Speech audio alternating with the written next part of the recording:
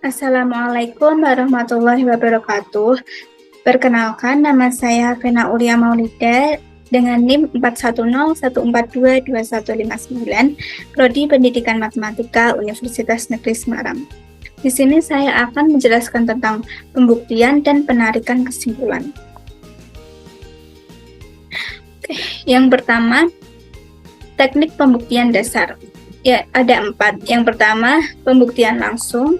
Yang kedua, ada pembuktian dengan kontradiksi. Yang ketiga, pembuktian kontraposisi. Dan yang keempat, pembuktian induksi.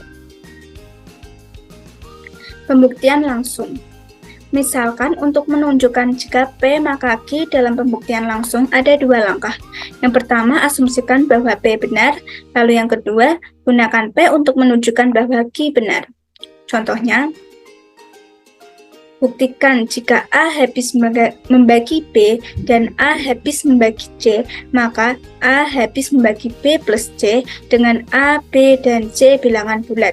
Buktinya, yang pertama, A habis membagi B, artinya terdapat bilangan bulat misalkan M, itu sehingga menjadi B sama dengan M kali A. Dan A habis membagi C, artinya terdapat bilangan bulat N, misalnya N, sehingga menjadi C sama dengan N kali A. Akibatnya, B jika kita tambahkan B dengan C, maka menjadi B plus C sama dengan MA plus NA dengan sifat distributif menjadi M plus N dikali A. Karena terdapat bilangan bulat M plus N, sehingga B plus C sama dengan M plus N dikali A, maka A habis membagi B plus C. Lalu yang kedua ada pembuktian dengan kontradiksi. Pembuktian dengan kontradiksi merupakan metode pembuktian tak langsung. Metode ini memanfaatkan prinsip logika matematika, yaitu jika P maka Q bernilai benar padahal Q salah maka P salah. Langkah-langkah pembuktian dengan kontradiksi. Yang pertama, asumsikan bahwa negasi P benar. Yang kedua, asumsikan bahwa Q benar. Lalu yang ketiga, gunakan negasi P dan Q untuk membuktikan suatu kontradiksi. Contohnya, jika N bilangan bulat dan N bilangan genap, maka 9N plus 5 adalah bilangan ganjil. Buktinya, kita misalkan dulu, P-nya adalah jika N bilangan bulat dan N bilangan genap, ini P, lalu yang Q, 9N plus 5 adalah bilangan ganjil, ini Q. Tadi langkah-langkahnya seperti ini. Yang pertama, asumsikan bahwa negasi P benar. Berarti pernyataan bukan P itu adalah benar. Asumsikan bahwa N bukan bilangan genap. Berarti N adalah bilangan ganjil. Dengan definisi bilangan ganjil, maka N itu adalah 2K ditambah 1. Dengan K adalah suatu bilangan bulat. Lalu yang kedua, asumsikan bahwa Q benar. Berarti asumsikan bahwa 9N plus 5 adalah bilangan ganjil. Lalu yang ketiga, gunakan negasi P dan Q untuk membuktikan suatu kontradiksi. Kita substitusikan N ke dalam 9N plus 5 sehingga diperoleh 9 dikali 2K plus 1 ditambah 5 sehingga diperoleh 9 kali 2 adalah 18K, 9 kali 1, 9, tambah 5, menjadi 14. Jika kita bagi 2, sehingga menjadi 2 kali 9K plus 7. Karena diperoleh 2 kali suatu bilangan bulat, yaitu 9K plus 7, maka dengan definisi bilangan genap, 9N plus 5 adalah sebuah bilangan genap. Berarti kontradiksi dengan asumsi awal yang mengatakan bahwa 9N plus 5 adalah bilangan ganjil. Itu artinya asumsi ini yang N adalah bilangan ganjil itu salah, sehingga N harus bilangan genap. Maka secara tidak langsung pernyataan jika N bilangan bulat dan N bilangan genap, maka 9N plus 5 adalah bilangan ganjil itu benar.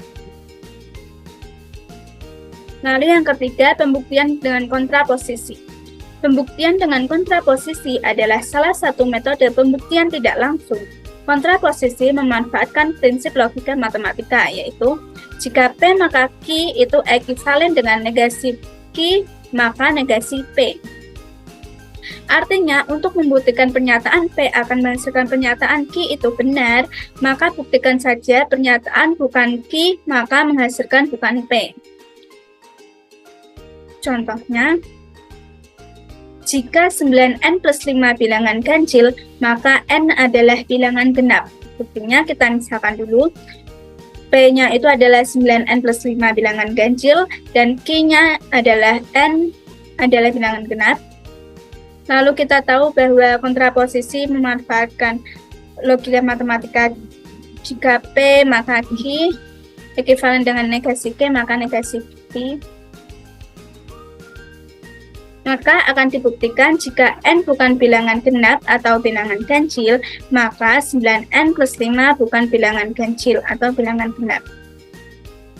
Misalkan ada bilangan ganjil sembarang n, dari definisi bilangan ganjil dapat dinyatakan n sama dengan 2k plus 1 dengan k bilangan bulat.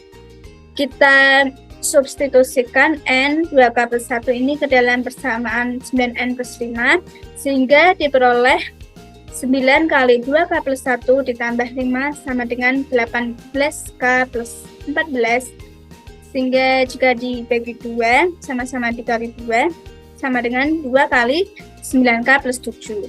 Maka 9k plus 7 sudah pasti bilangan bulat karena kita misalkan k tadi itu bilangan bulat. Sehingga jika kita misalkan 9k plus 7 ini dengan n, sehingga menjadi 2 kali m dengan m bilangan bulat. Menurut definisi bilangan genap, 2 kali 9k plus 7 atau 9n plus 5 adalah bilangan genap. Secara tidak langsung dapat disimpulkan jika n bilangan bulat dan 9n plus 5 bilangan ganjil, maka n adalah bilangan genap.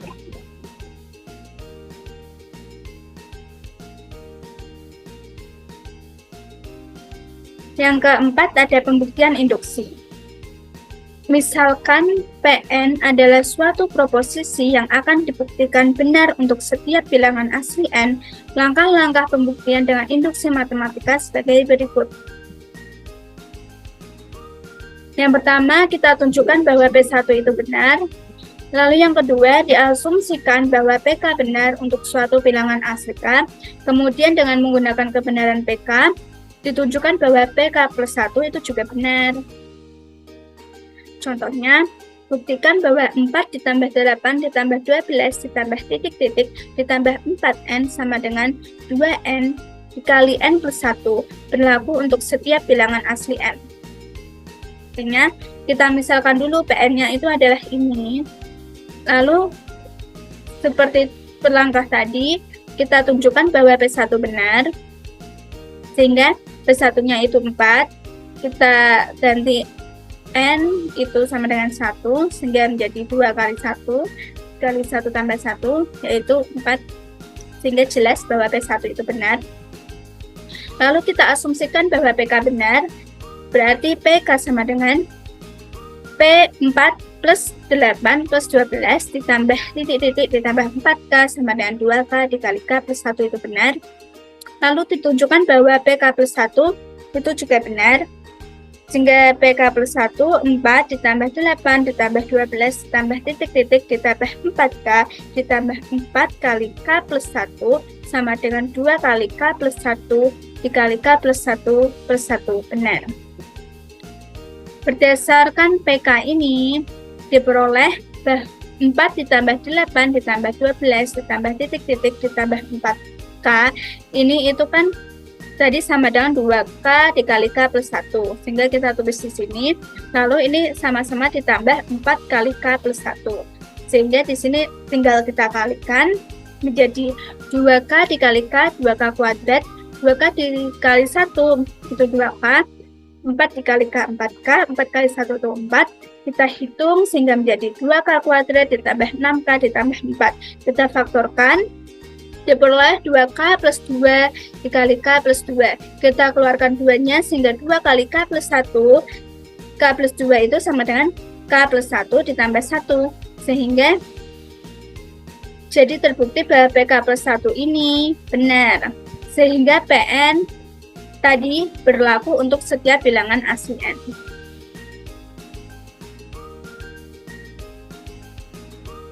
Lalu aturan penyimpulan. Yang pertama ada modus ponens. Jika terdapat premis 1, jika P maka Q, lalu terdapat premis 2, P, maka kesimpulannya adalah Q. Lalu yang kedua ada modus tollens. Jika ada premis yang pertama yaitu jika P maka Q, lalu premis yang kedua negasi Q, maka kesimpulannya adalah negasi P. Lalu ada silogisme. Premis pertama menyatakan jika P maka Q, lalu ada premis kedua jika Q maka R, maka kesimpulannya adalah jika P maka R. Lalu yang keempat ada destruktif silogisme. Premis yang pertama menyatakan P atau Q, lalu terdapat premis kedua negasi P, maka kesimpulannya adalah Q. Lalu yang kelima ada konstruktif dilema. Terdapat premis pertama yaitu jika P maka Q dan jika R maka S, lalu premis yang kedua P atau R, maka kesimpulannya adalah Q atau S. Lalu yang keenam ada destruktif dilema. Premis yang pertama sama dengan konstruktif dilema, namun premis yang kedua negasi Q atau negasi S, sehingga kesimpulannya negasi P atau negasi R. Lalu yang ketujuh ada simplifikasi. P dan Q, maka kesimpulannya adalah P. Adisi, jika ada premis P, maka kesimpulannya P atau Q. Lalu yang terakhir ada konjungsi. Jika ada premis P, lalu premis kedua Q, maka kesimpulannya adalah P dan Q. Kita lihat contohnya.